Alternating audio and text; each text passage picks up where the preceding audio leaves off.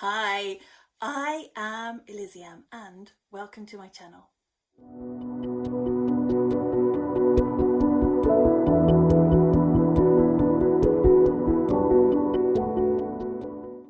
Now, I am in the throes of my 30 videos in 30 days challenge, and this week we've been examining the themes of truth, perception, deception, manipulation, lies, conspiracy, and censorship. It would be fitting for me to examine the massive lies that I've been stacking into the videos week by week. But before we have a look at those, let me just explain why I've been doing it. Now, it started off right at the beginning that I was introducing myself to you, and so instead of just giving you a list of facts, I decided that I was going to play a game, and I was going to introduce 3 things, 2 which would be true and 1 which was false. And I asked for comments underneath the video to try and guess which one was false, and it was brilliant. Loads of people wrote and suggested which was the false item. But after that, actually, we continue to put the massive lie in each week's episode, and that's for a number of reasons. So, I mean, most obviously, it's a mechanism to try and get people to come and watch every week. So if we tell a lie one week and then tell you what it was the next week, then hopefully you will keep on watching. Okay, so I'm just being honest here. That is the first reason that we do it. The second reason is that it is kind of funny, and I'm going to tell you a bit of a secret here that usually, in fact, I think always, we do not organise what the massive lie is going to be. One of us will just drop it into the conversation, and it's fairly amusing because the other person has to play along. So, I mean, it's funny for us. Another reason is that it promotes engagement within the community. So we are directly asking you week on week to try and imagine, to try and identify what the lie is, and to stick it in the comments. And that's because, unfortunately, the YouTube algorithm loves people commenting, and of course we must bow down to the YouTube algorithm, but it's also a brilliant way to try and get the community involved. And then we would mention the people who managed to guess what the massive lie was week on week. But one of the biggest reasons that we keep coming back to this same thing is because it promotes critical thinking skills. And actually, we really do value the ability to question information. And let's have a quick look at what critical thinking skills are. So I found you an infographic just here. And this is from a website called Teach Thought. And it was submitted by 2 people, Lee Carroll and Terry Hake. Thank you ever so much, both of you. I'm going to put a link to the website underneath because actually I think it's a really, really useful resource. So let me credit them properly for their work. So you can see that the first one on the list is to challenge assumptions. So in order to develop critical thinking skills, we must first challenge assumptions. So you can see that the way that this is happening is that you're going to assume that everything that we say is true because we've produced it in a video. Oh, gosh, I have something to let you know here, that there is so much that isn't true out there, and we mustn't automatically believe everything that we read and that we watch. Unfortunately, I think that we are programmed from an early age to just believe everything automatically, and it's not always the best option, okay? YouTube can't possibly police the stuff that goes out on videos all the time, and so if you're watching something, it's really, really important that you try and identify for yourself whether that information is valid, whether it holds water. So this is a great quote from their website. Education is not the learning of facts, but the training of the mind to think. And they have taken that quote directly from Einstein. Brilliant quote. Challenge all assumptions. Questions are more important than answers. I absolutely believe this is true. Questions are more important than answers because it doesn't matter whether you know what the answer is before you ask the question. The important thing is to ask the question. So they also suggest that suspending judgment is a very important part of this process. So that means that we all come into a situation with preconceived judgment, and it's just impossible not to do that, because we all carry the experience and the knowledge that we've accumulated throughout our lives with us. So it is only natural to fill a void with assumptions. So if we don't know something, we're probably just going to assume that something is true, or something, assume a truth, because that's our human nature. That's how we survive. It's a survival mechanism. But it can be quite dangerous, and so their suggestion is that we should challenge those assumptions. If they don't fit a situation, if they aren't exactly true, then we should challenge those assumptions, and it will help us to get closer to the truth. So the third thing that they recommend is to revisit conclusions based on new evidence. Now, that's really important, because just because something was true then, it doesn't mean that it's going to always be true. So if the information has changed, and we do live in a hugely fast-paced age of information, and information is changing all the time, we should absolutely revisit assumptions, because we may have been wrong. When new things come to light, it's important to check that those previous assumptions are still correct. So they also believe in emphasizing data over beliefs. So this one's an interesting one, because if you believe something to be true, then it's very difficult to prove, it's very difficult to question what you believe. They're suggesting that data is more believable than a belief. I kind of think that there has to be a balance, because quite often data can be manipulated in order to affect our beliefs. So I don't believe personally that data has more weight over what you believe to be true, but I do think that it's a balance. Okay, so next, they believe in the never-ending testing of ideas, which of course is true. I mean, this picks up on the previous of revising conclusions based on new evidence. So it's just emphasizing that fact. Then we've got the perspective that mistakes are data. Now, this is something that my kids are always being taught in school, that it doesn't matter how many mistakes you make, it just helps you to learn. So I think that that's a really useful perspective to come from. Their next piece of advice is the earnest consideration of possibilities and ideas without always accepting them. So this is about challenging your approach to something. It's not always a good idea to go headfirst into a situation and believe absolutely everything that you are told. You have to question it. You have to decide whether it is a good idea. Use your discernment to try and identify whether something is true or not. Number 8, looking for what others have missed. So this is about perhaps seeing things from a higher perspective. So if you've got most people who are viewing something, a situation, in a perspective from over here, if you change your perspective, then you will be able to see things that other people have overlooked. And it's hugely important when you're trying to apply critical thinking to be able to use different perspectives. Once again, I would like to thank Lee Carroll and Simon Hake for their information on critical thinking.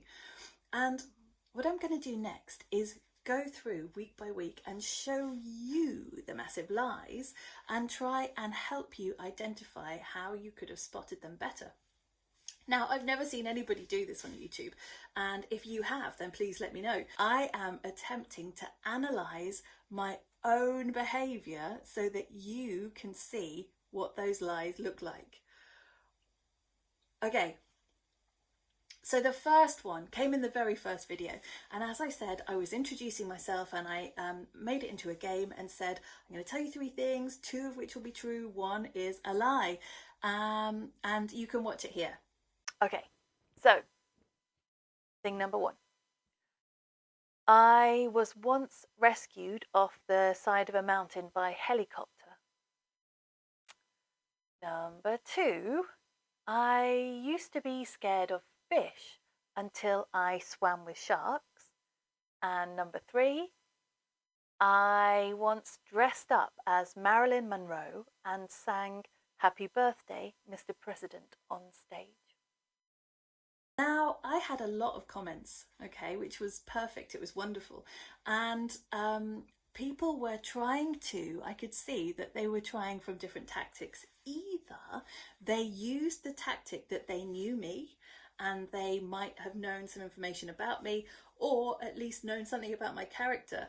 And a lot of other people who didn't know me also commented, and they were perhaps trying to identify the lie through body language, because there is something interesting that happens when I say each one. So have a look at my eyes. I was once rescued off the side of a mountain by helicopter. Number 2, I used to be scared of fish until I swam with sharks. And number 3, I once dressed up as Marilyn Monroe. Now you will see I've used the classic technique of looking upwards, and a lot of people might have thought that that was a way to identify a lie. It's not, it doesn't always work. When I spoke the truth, I actually used that eye movement. And a lot of people will have been told that you can tell when someone's lying because they'll look upwards and to the corner, and that's them accessing the part of their brain which is connected with imagination. It didn't work in this instance, and I have gone through each video and identified exactly what I do when I'm telling a lie in the second video, which is how Utopian began. The massive lie was that I have met Andrew and that we met in Luxembourg. Now, it's not true. We haven't met each other yet. And we certainly didn't meet up in Luxembourg. And he did not know that that was the lie that I was going to drop in. But if you look at it... But I think we were in Luxembourg, weren't we, when we were laying the kind of foundation principles for these economic systems that we've been developing. That's correct, yeah. Yeah. Absolutely. I mean, that was definitely a very important meeting we had in Luxembourg. See that when I introduce this lie, there is a slight smile, okay? And I'm trying to cover it up, but actually the lie is coming out.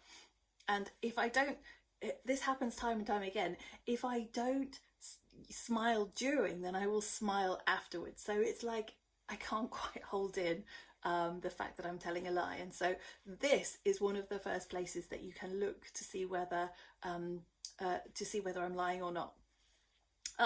Okay. And then interestingly, he did actually manage to keep fairly deadpan, but I would say that the content of what he was saying was the giveaway there. The fact that he repeated the things that I said to try and emphasize the fact that they were true. So the next video is Go Scribble, and here I snuck a sneaky lie into the mix, and it was me again who said it, and it was that Andrew was a royal biographer. Here's the clip. Your most popular work, the biography that you did on the royal family member, will be available for people to buy on the site.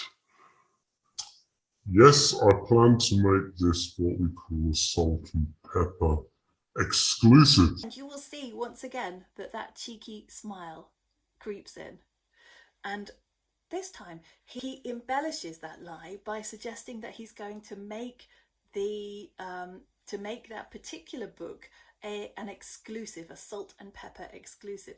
So there he has taken the lie and run with it, which I thought was very creative.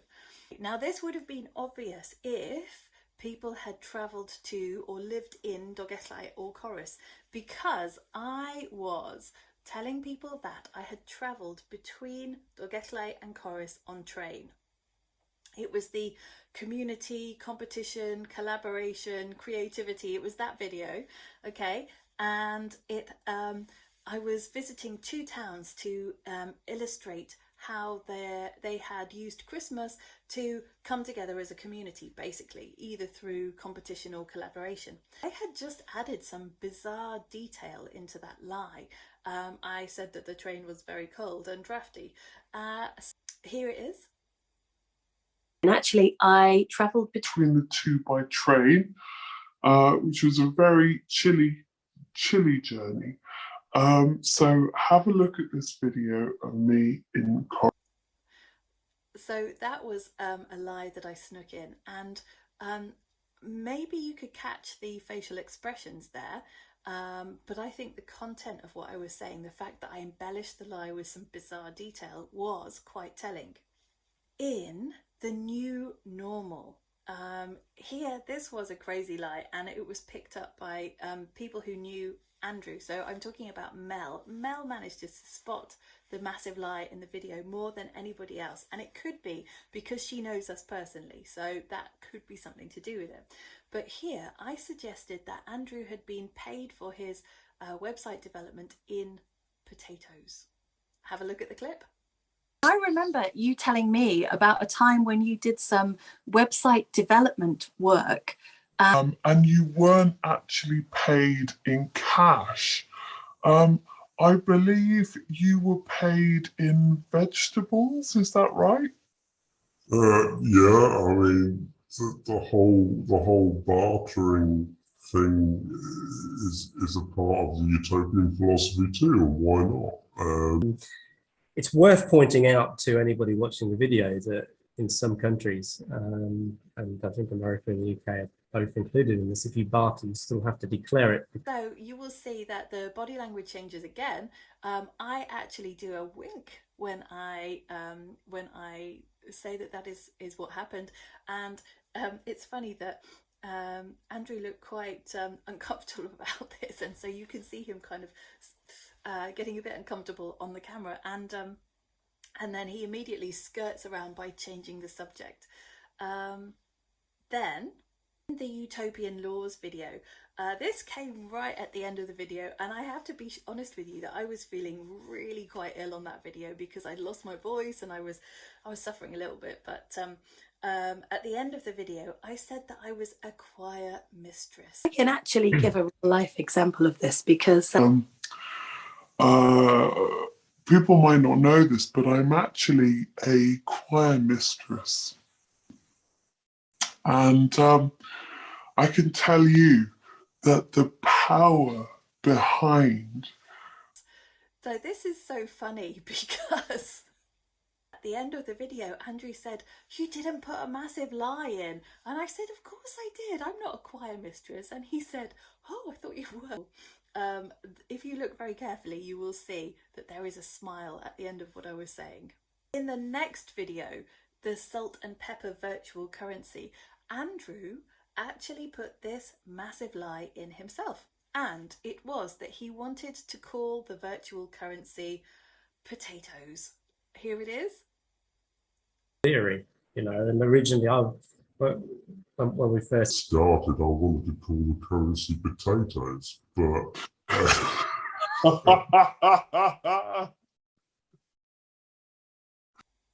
Now this should have been obvious for you to spot, because I was so surprised that he did this that I actually laughed straight away.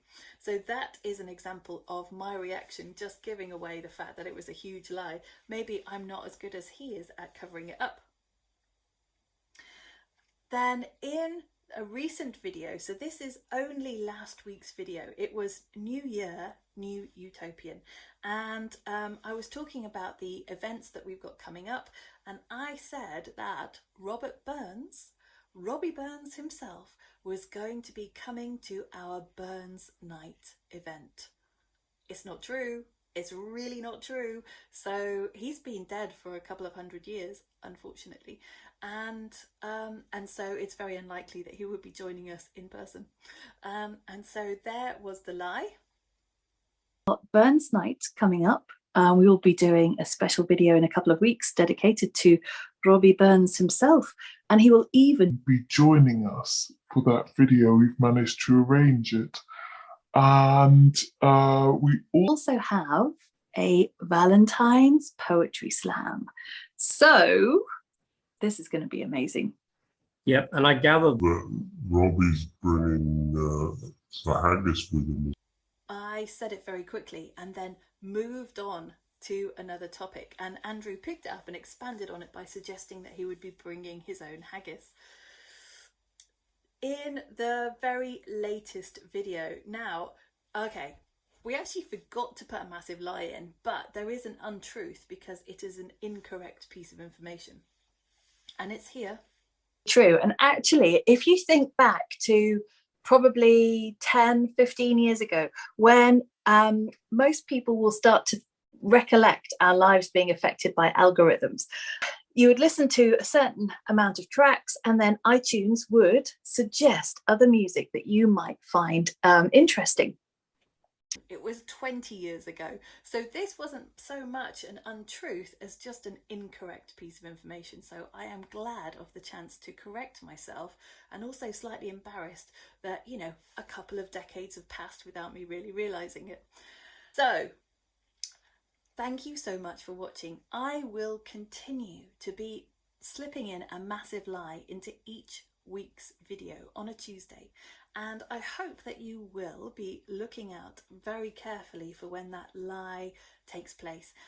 So I would like to take this opportunity to thank you for liking, subscribing and putting that alert notification on. And remember, if you like this channel, don't tell me, tell your friends. I'll see you next time. Bye.